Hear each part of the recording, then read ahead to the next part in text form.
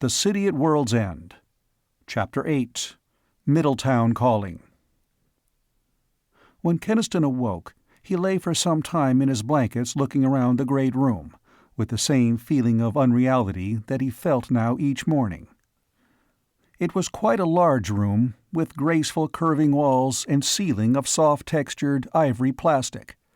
But it was not as large as it looked, for the builders of the city had known how to use daringly jutting mezzanines to give 2 floor levels the spaciousness and loftiness of one. He looked up at the tall, dusty windows and wondered what this room had once been. It was part of a big structure on the plaza, for Mayor Garris had insisted that the whole lab staff be quartered near City Hall. It had obviously been a public building, but except for a few massive tables, it had been quite empty, and there was no clue to its function.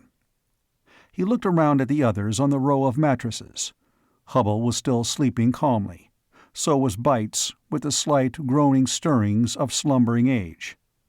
But Creasy lay wide awake and unmoving, looking up at the ceiling. Keniston remembered something with a sudden pang, something that he had completely forgotten in the rush of events. He went over to Creasy and whispered, "I'm sorry, Louis. I never thought until now about your girl." "Why would you think about that?" Creasy's low voice was toneless. "Why would you, when all this has happened?"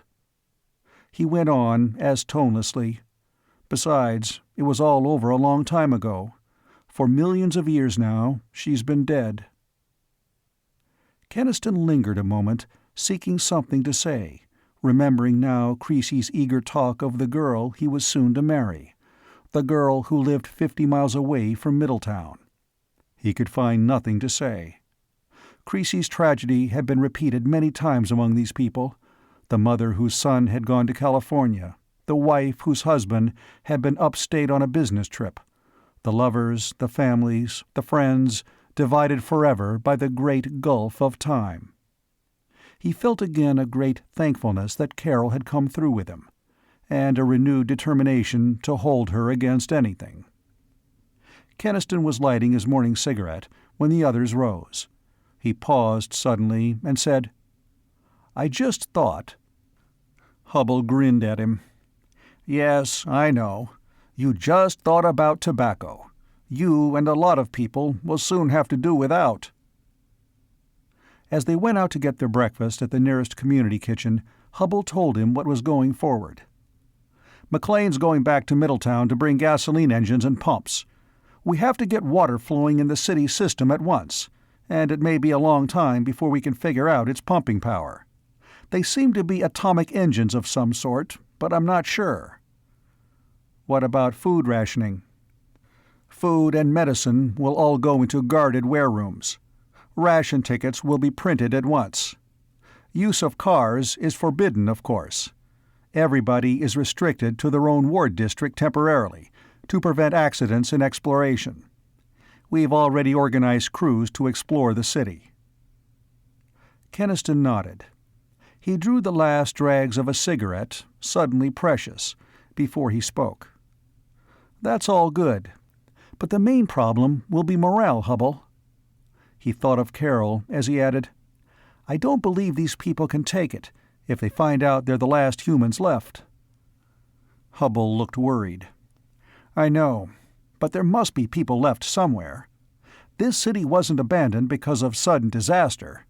They may just have gone to other, better cities."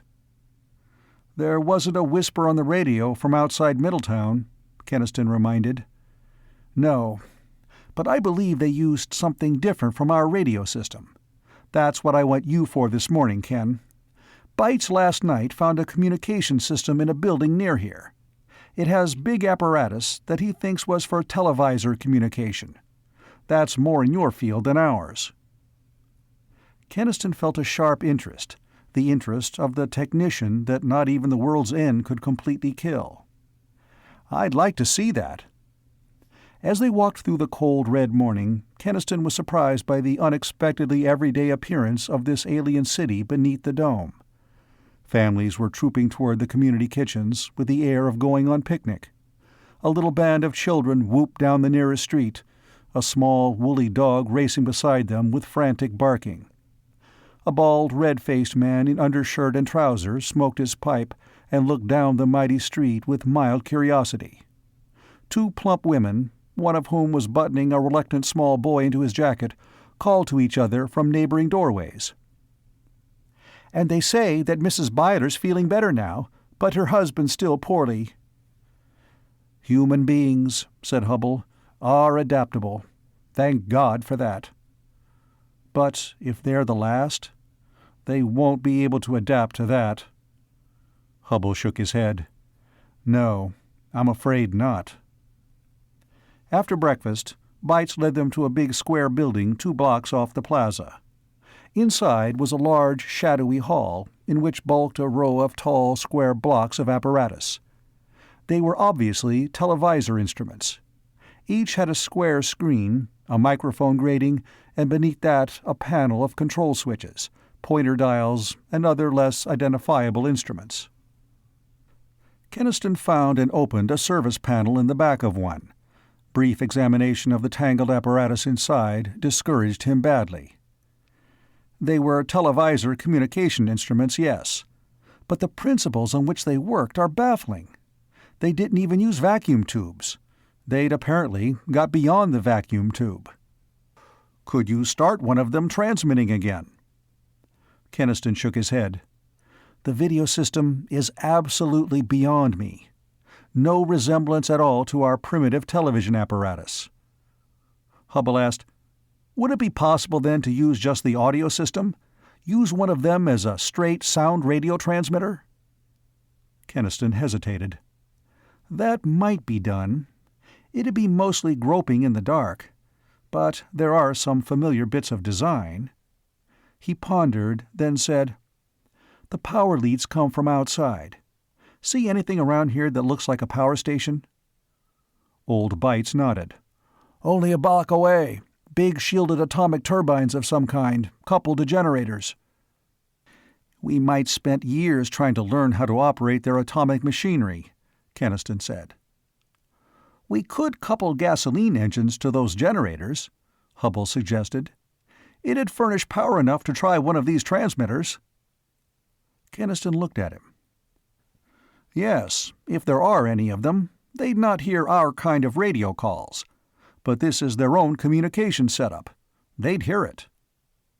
Keniston said finally, "All right, give me power and I'll try." In the next few days, Keniston was so immersed in the overmastering fascination of the technical problems set him that he saw little of how Middletown's people were adapting to New Middletown. He could hear the trucks rumbling constantly under the dome as McLean indefatigably pushed the work of bringing supplies from the deserted town beyond the ridge. They brought the gasoline engines needed, not only to pump water from the great reservoirs, but also to turn one of the generators in the power station. Once he had power, Keniston began to experiment.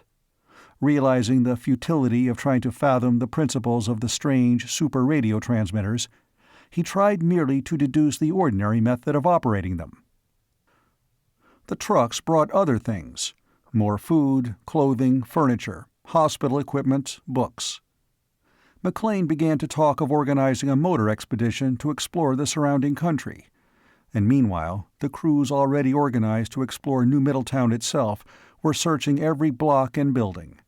Already they had made 2 surprising discoveries. Hubble took Keniston away from his work to see one of these. He led down through a chain of corridors and catacombs underneath the city. "You know that it's a few degrees warmer here in New Middletown than the sun's retained heat can account for," Hubble said. "We found big conduits that seemed to bring that slightly warmer air up into the city, so I had the men trace the conduits down to their source." Keniston felt sudden excitement. The source? A big artificial heating plant? "No, not that," Hubble said. "But here we are now. Have a look for yourself." They had suddenly emerged onto a railed gallery in a vast underground chamber. The narrow gallery was the brink of an abysmal pit, a great circular shaft that dropped into unplumbed blackness. Keniston stared puzzledly. He saw that big conduits led upward out of the pit, and then diverged in all directions. "The slightly warmer air comes up from this shaft," Hubble said, nodding toward the pit.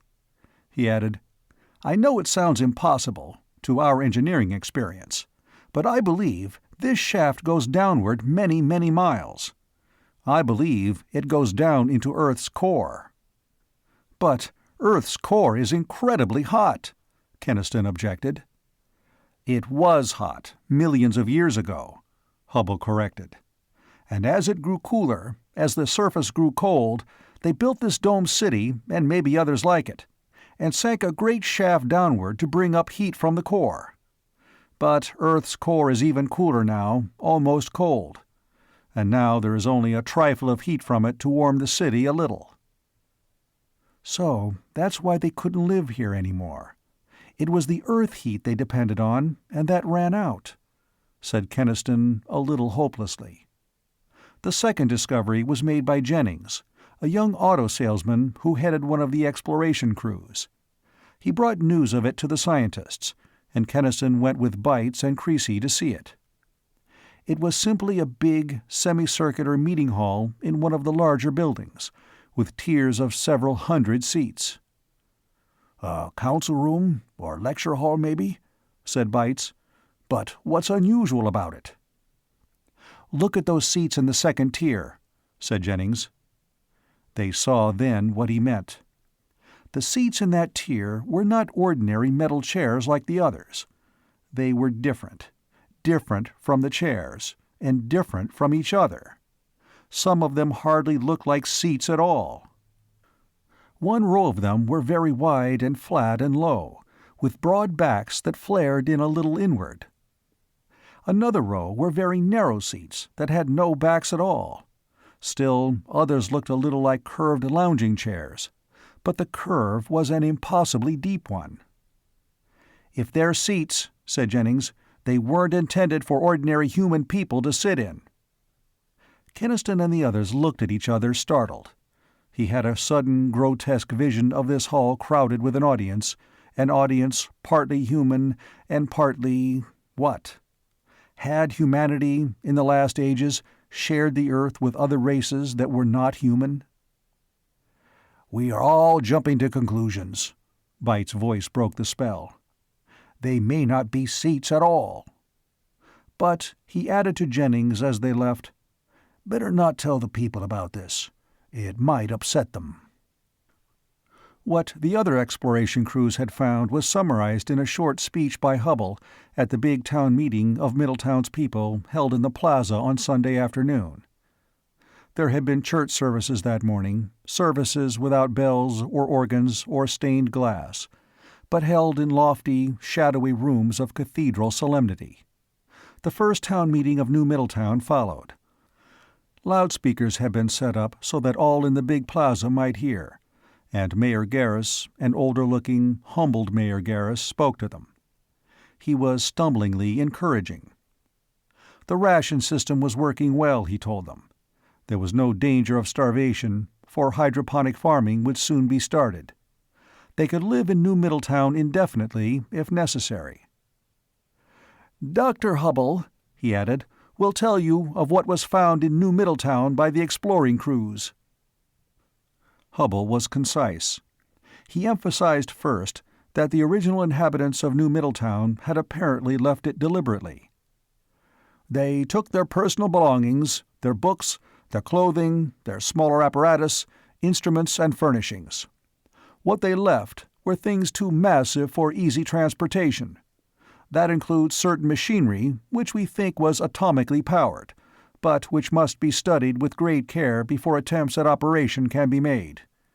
We feel sure that, in time, study will make it possible to use all such equipment."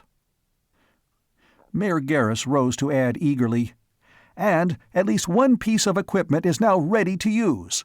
Mr. Keniston has got one of the radio transmitters here going, and will now start calling to contact the other people of Earth." A great cheering rose instantly from the gathered Middletowners. Keniston, after the gathering broke up, found himself besieged by excited questioners. Yes, they would start calling right away. He was worried when he got a moment alone with Hubble. Garrus shouldn't have announced that. These people are dead sure now that we'll soon be talking to other peopled cities. Hubble looked worried too. They're so sure there are other people that it's only a matter of contacting them. Keniston looked at him. Do you believe there are any others? I'm beginning to doubt it, Hubble. If they couldn't live in this city, they couldn't live anywhere. Perhaps, Hubble admitted uneasily. But we can't be sure of anything. We have to try, and keep trying. Keniston started the transmitter that night, using it for only 10 minutes each hour to conserve gasoline as much as possible. Middletown calling, he spoke into the microphone. Middletown calling. No use of adding more. They could not yet operate a receiver to hear an answer. They could only call to make known their presence, and wait and hope that any others left on dying Earth would hear and come. Crowds watched from outside the door as he called. They were there through the night, when Bites took over, and there again the next day and the next. They were quite silent, but the hope in their faces made Keniston sick. He felt, as another day and another passed, the mockery of the words he kept repeating. Middletown calling. Calling to what? To an Earth dying, devoid of human life. To a cold and arid sphere that had done with humanity long ago? Yet he had to keep sending it out. The cry of man lost in the ages and seeking his kind. The cry that he felt there were no ears on Earth to hear. Middletown calling, calling. End of Chapter 8.